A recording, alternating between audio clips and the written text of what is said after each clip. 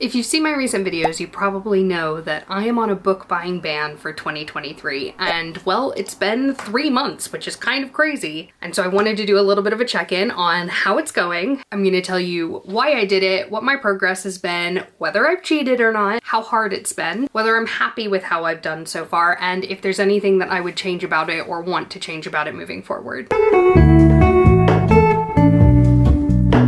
For those of you who don't know me, my name's Sam. I'm a romance author based in the UK, and I love reading, but I have way too many unread books on my shelves, on my Kindle, even downloaded from Audible. And I'm sick of spending hundreds of pounds a year on books when I've already got so many stories in front of me. So that's why I implemented the book buying ban for this year. Just to recap what the rules of the book buying ban were, I have kept my Audible membership, and that's because of two things. First of all, the audiobook app that my library district uses, BorrowBox, is kind of slim pickings, and they don't have very much stock of the really in-demand audiobooks, so it was really important to me to still be able to have something for when I'm out on dog walks or I'm cleaning or something like that. I also am not limited to what is on my shelves in the sense that I also have access to my local library, which I did join at the beginning of this year, and I have made lots of use of, as we'll go through in a minute. And my friend Katie and I also did a book exchange where we each gave each other 12 blind date with a book gifts, and each month we're opening it up because she's trying to buy fewer books this year as well. And so far I've unwrapped 3 of those books. I unwrap a new one in each of my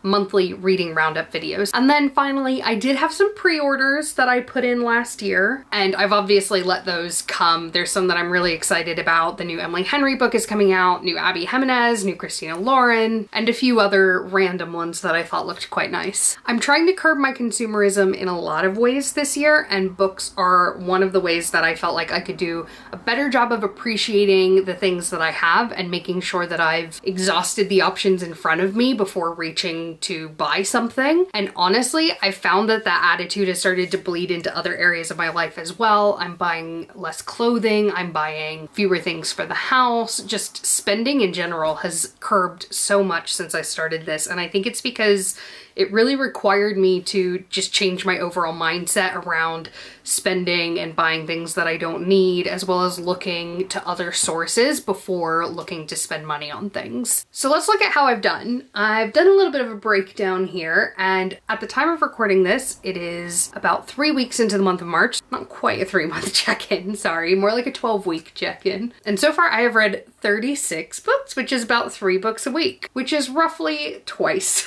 what I expected to be reading. In fact, I've hit 46% of my reading goal for the entire year so far. Of those 36 books, nearly half of them, 15 in fact, have been from BorrowBox, so that is the audiobook loaning app that my library district uses, and another 5 have been from Audible, so 20 out of 36 have been audiobooks. Honestly, that's actually quite low, that ratio. Usually my audiobook to regular book ratio is more like 2 to 1 or even 3 to 1, whereas currently it's about 5 to 4. Not too shabby. One of those books has come from my friend Katie. I haven't read the February or March titles that she gave me yet, but I'm working on it. 8 have been physical books from the library, and 7 of them have been books that I have owned. Now, I would like to see the number of books that I already own that I'm reading go up, and I think part of the problem here is that I have taken out too many books from the library. When I first got access to those apps, I just went through a bunch of my wish lists that I had on Amazon and wherever else and on Goodreads, and I just added a bunch of things that I wanted to my reservations, and as a result, I've had like too many, and actually there have been several library books that I've had to return without reading because other people had reserved them and it won't let you renew them if there are holds on it. So I think I've just taken out too many library books, and I am really excited to start seeing the number of reservations that I have dwindle so that I can focus on the titles on my shelves. I will always be taking new things out from the library, but I'd rather only have like 1 or 2 at a time rather than like 6 to 8 at a time and be having to like continually renew them, you know? I am happy with the audiobook ratio, but I am a little bit concerned at how quickly I'm burning through the books on BorrowBox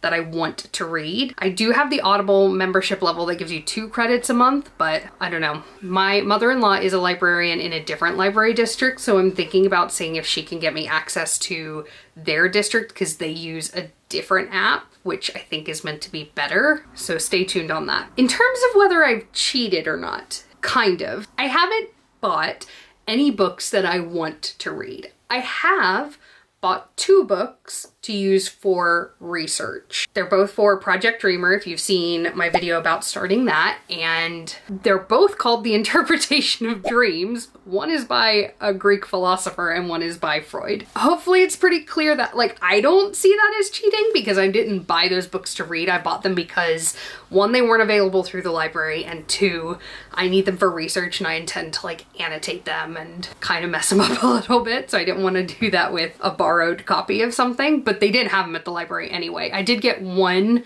reference book from the library that I'm using as research, but I had to be really creative with my annotations and get like highlighter tape to go over certain sections and stuff. So I don't consider those 2 books as cheating. I've not included them on my reading stats. I won't include them on my reading stats because I'm kind of just referencing the bits that I need. So I don't really count that. I feel like that's more of like an author expense than it is a reader expense. In terms of whether it's been hard, honestly, surprisingly no. Like I said, when I shifted my mindset, which sounds like such a fluffy thing to say, I'm really sorry that I keep saying that, but genuinely, like when your mindset shifts away from just like spending as a default, it becomes a lot easier to keep yourself from doing that, I guess. I don't know. It's been surprisingly easy. And I think part of that is because I do have such a plethora of things. I definitely think the pre-orders have helped as well because I've had like new things coming. Get that dopamine of the Amazon package in the mail. I'm definitely happy with it so far. Like I said, I would like to read more from my shelves, but I don't think I'll be changing anything about this ban moving forward. I think it's a really good structure. I think I've been really realistic in terms of giving myself enough wiggle room so that I still feel like I can read according to my mood, I can discover new things, I can acquire new things, but without spending the money and without contributing to the consumerism, without supporting Amazon, other than my Audible membership, I guess. But so far, 3 months in, things are going really well, and I definitely intend to continue this through the rest of the year. I will need to have a think about if I want to let myself have some kind of treat for Christmas, like have £100 to spend at a local bookshop or something like that. And I definitely will want to still be able to pre-order books for next year. It's going to be interesting when we get to the back half of the year and there are books available for pre-order that I didn't know about before this ban, because I have said in a previous video that if I pre-order the book during this year, as in I place the order during this year, I would count that as cheating. And I still think that that would be cheating because otherwise I would just pre-order everything right before it came out and just keep getting things. I don't know. I need to be quite strict with myself in order to stick to it, but at the same time,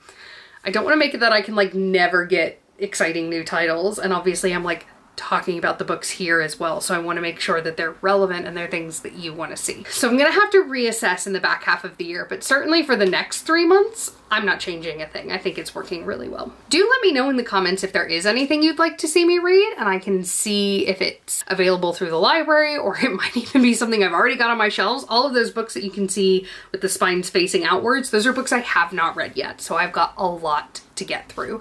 It's not gonna happen all this year, but I've got quite a bit to do there. And of course, don't forget to subscribe if you don't want to miss my reading wrap-up videos where I tell you about all of the books that I've been reading. I rank them from least favorite to favorite every month. Thank you so much for watching, and I'll see you next time. Bye-bye.